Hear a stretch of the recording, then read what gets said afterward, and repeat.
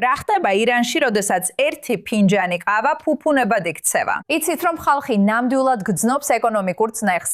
ირანში ინფლაცია ახლა 60%-ზე მეტია, ხოლო $1 დაახლოებით 185,000 რეალია. და ბევრი ირანელისთვის, თუნდაც უბრალო კაფეში წასვლა უკვე მიუწვდომელი ხდება, რადგან ომი მძვინვარებს ისლამურ რესპუბლიკასა და შეერთებულ შტატებს შორის. ეხლა კავა, რომელიც შეიძლება რამდენიმე მილიონი რეალი ღირდეს, შეიძლება ბევრად არ მოგეჩვენოთ, სანამ არ გაითვალისწინებთ, რომ ბევრი მუშა თვეში დაახლოებით 250 მილიონ რეალს იღებს. და ეს მხოლოდ ყავა არ არის. რძის პროდუქტების მოხმარება 2010 წელს ერთ ადამიანზე დაახლოებით 130 კილოგრამიდან. დღეს მხოლოდ 40 კილოგრამამდე შემცირდა. ხალხს ხორცის ყიდვა აღარ შეუძლია.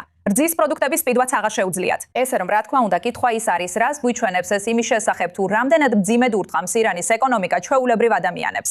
და ხო ჩვენთან ერთადაა, რომ ეს ყველაფერი განვიხილოთ, ეს რიცხვები დავშალოთ. დოქტორი სონა კაზემი, ასისტენტ პროფესორი ვისკონსინის უნივერსიტეტში, ლაკროსში.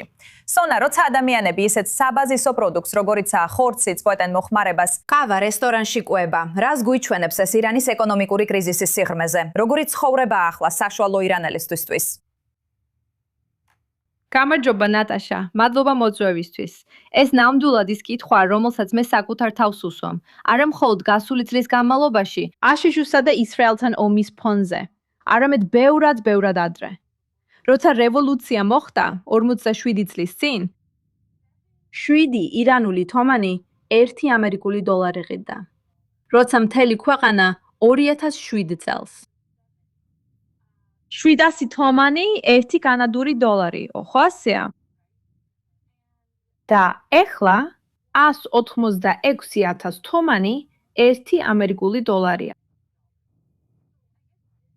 ეს რომ მგონი, ეს შეიძლება თქვენს გონებაში გრაფიკულად წარმოიდგინოთ, რას ნიშნავს ირანის ეკონომიკის ისლამური რესპუბლიკის ხელშეყოფნა.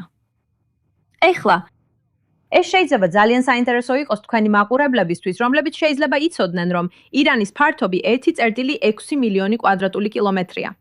ეს არის უზარმაზარი ქვეყანა, რომელსაც მსოფლიოს ბუნებრივი რესურსების 4% ეკუთვნის. მსოფლიოს ბუნებრივი აირის 17% და ნავთობის მესამე ექსპორტიორია. ასე რომ შეიძლება გაუჩნდეთ კითხვა, რატომ ეშვება ეს ქვეყანა სიღარიბეში? პასუხი კი ესეთია. ფული, რომელიც უნდა დახარჯულიყო მათი ინფრასტრუქტურისთვის, ეკონომიკისთვის, სკოლებისა და საავადმყოფოების ასაშენებლად, დაიხარჯა ბირთვული პროგრამის შესაქმნელად, რომელმაც არც 1 კილოვატი ენერგია არ გამოუმუშავა ხალხისთვის, მაგრამ სამაგიეროდ ჩვენზე სანქციები და უბედურება მოიტანა. და რასაც ეხლა ვხედავთ, ეს არის 261%-იანი წერტილოვანი ინფლაცია ხორცის პროდუქტებზე. ვაუ, მართლა ეს რიცხვები უბრალოდ შოკის მომბრელია აშკარად. რას ნიშნავს ეს იმ ცვლილებების თვალსაზრისით, რასაც ირანელი ოჯახები, განსაკუთრებით ბავშვები, ახლა განიცდიან? ჩვენ საუბრობთ ამ რიცხვებზე, მაგრამ როცა რეალურ გავლენას იგებს, სრულიად სხვა რამეა.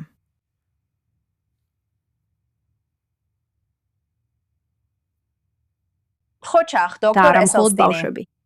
კარგი, ეხლა ეს თქვენი დაგრძელეთ. ბოდიში. დიახ, არა მხოლოდ ბავშვები, არამედ ასევე, იცით, შეზღუდული შესაძლებლობის მქონე ადამიანები, მარგინალიზებული ჯგუფები, უსახკაროები, ხანდაზმულები, პენსიონერები, იცით ეს გავლენას ახდენს და ასევე ბოლო რამდენიმე კვირის განმავლობაში ომის ფონზე და იმ ფაქტის გათვალისწინებით, რომ ბევრმა ადამიანმა დაკარგა სამსახური სამხრეთში, ნავთობქიმიური სექტორის დაბომბვისისა და ისფაჰანში ფოლადის საწარმოს დაზიანების გამო, ბევრმა ადამიანმა დაკარგა სამსახური. ამან კიდევ რამდენიმე მილიონი ადამიანი სიღარიბეში ჩააგდო. მაგრამ კიდევ ერთხელ, მინდა ძალიან მკაფიოდ თქვა, რომ როცა ქვეყანა დავტოვე, შეიძლება ზოგი იცით, ადამიანებს ჯერ კიდევ შეეძლოთ ქათმისა და ხორცის ყიდვა, მაგრამ ეხლა ხორცი, იქნება ეს წითელი თუ თეთრი, გახდა ფუფუნების საგანი, რომელიც ხალხს აღარ შეუძლია შეიძინოს. შეგიძლიათ წარმოიდგინოთ, რა ხდება ბავშვებთან, რომლებიც იზრდებიან, ხანდაზმულებთან. ეს ბოლო რამდენიმე თვეში ნამდვილი კატასტროფა გახდა, როდესაც კიდევ უფრო მეტი ადამიანი სიღარიბეში აღმოჩნდა. იცით დოქტორ სონა, მინდა კითხოთ, რა არის თქვენი შეხედულება ან რა გსმენიათ ირანელებისგან ადგილზე, რა უნდათ რომ ამის შემდეგ მოხდეს? აქცაბობს თუ არა რეალური გზა ამ ეკონომიკური წნეხიდან გამოსასვლელად, რასაც ახლა ვხედავთ? დასჯერათ თუ არა მათ, რომ ეს ომი უნდა გაგრძელდეს, რომ შეერთებულმა შტატებმა და ისრაელმა უნდა განაახლონ დარტყმები ისლამურ რესპუბლიკაზე, თუ ურჩევნიათ ამ ეტაპზე რაიმე სახის ზავის მიღწევა, რათა სცადონ დახმარება და ეკონომიკის ნარჩენების აღდგენა. მართალია, ხალხი თითქოს გაურკვევლობაშია, ხომ ასეა? ირანელები ძალიან უცნაურ მდგომარეობაში ცხოვრობენ, როცა იმედოვნებდნენ, რომ საერთაშორისო საზოგადოება ჩაერეოდა და ჰუმანიტარულად დაეხმარებოდა მათ. იმიტომ, რომ ისინი 40,000 ირანელმა ადამიანმა ქუჩებში რეჟიმის ავტომატების გამო სიცოცხლე დაკარგა. ამიტომ ხალხი ტრაუმირებულია, ხალხი ღარიბია. ხალხი დაიღალა ამ 47 წლიანი კორუფციით, მტრობითა და დაპირისპირებით მსოფლიოს მიმართ, რამაც მათ მხოლოდ სანქციები, იზოლაცია და უბედურება მოუტანა. მაგრამ ამ ეტაპზე ისინი ნამდვილად იმედოვნებენ გამოსავალს. რაც მათ იციან არის ის, რომ არ უნდათ ეს მთავრობა, ეს თეოკრატია, ისლამური რეჟიმი, ეს ნამდვილად არ უნდათ, მაგრამ არც უმუშევრობა უნდათ. არ უნდათ რომ მოკლან, არ უნდათ სიღარიბე. ამ ეტაპზე ირანის ხალხი მართლაც ძალიან დაუცველ მდგომარეობაშია, სადაც ისინი საერთაშორისო მოლაპარაკებებშიც კი არ ითვლებიან. იცით, ეს გაუგებრობის მემორანდუმი, ასე ვთქვათ, ირანის ხალხი არ იყო ჩართული ამაში. მათ ნამდვილად სჭირდებათ, რომ მსოფლიომ დაინახოს, რომ ამ ქვეყანაში 92 მილიონი ადამიანი ცხოვრობს, რომლებიც ამ ქვეყნის, ამ მიწის ნამდვილი მფლობელები არიან და არავის მიმართ მტრობა არ უნდათ. მათ უბრალოდ ნორმალური ცხოვრება უნდათ.